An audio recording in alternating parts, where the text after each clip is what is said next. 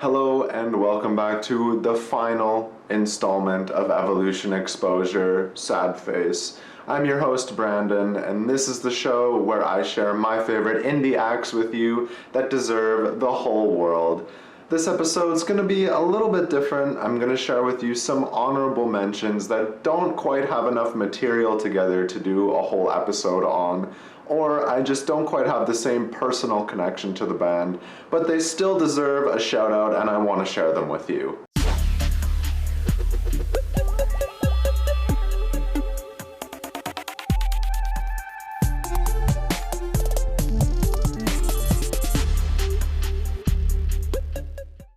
To start, let's hit up a very exciting new local band. They're called Ludic, which is a real word that means playful spontaneity, and that's exactly the sound that this band has. They don't really fit into a box, they do so much well.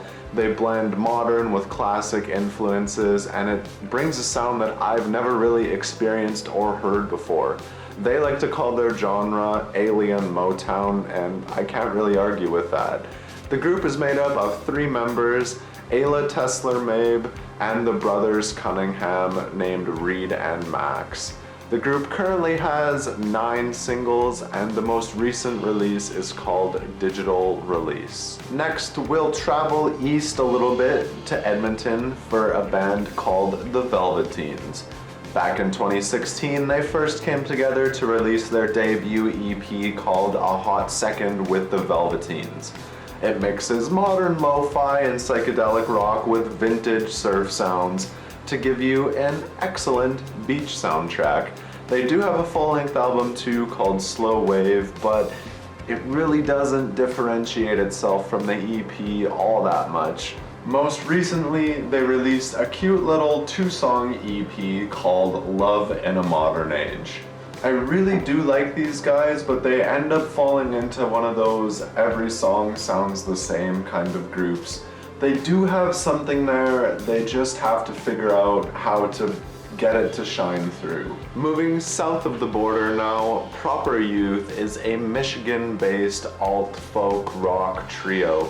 They first started making tunes just back in 2019, and their debut album, So Close to Paradise, came out in 2020. It's a very interesting album. It mixes a little bit of everything. There's folk, there's rock, jazz, opera, metal. There's really a little bit of everything. You can't really pin down its influences or genre for that matter. It's a really good album. You should listen to it. And big shout out to Instagram sponsored ads, because that's how I discovered this band. So the bots are doing good for once in their life. Gold Park is an indie rock band newly formed from Nashville. So far, they only have 2 singles, Beautiful Desperation and Morning Light, but I think they have a very bright future. The songs they make are just different enough from the run-of-the-mill indie rock, but they're also just familiar enough that people who listen to that music will have no problem picking it up and enjoying it. I'm very excited to see where these guys go, because I think they have a very bright future and I love what they've done so far. And finally, we'll hop the pond for an English singer, songwriter, producer who goes by the name Crumb.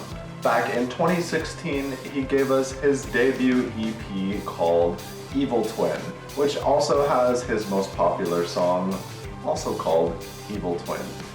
In 2018, he dropped his debut album, full-length album, called Honeymoon, which really built on what he gave us in the EP and expanded and made more levels to his music.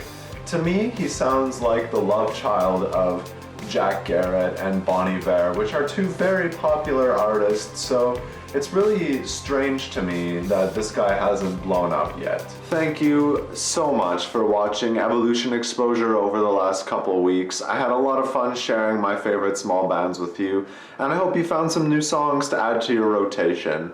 I do hope that you will go out and find some small bands for yourself, some that you can share with others. There are so many groups out there that are just waiting for you to stumble across them.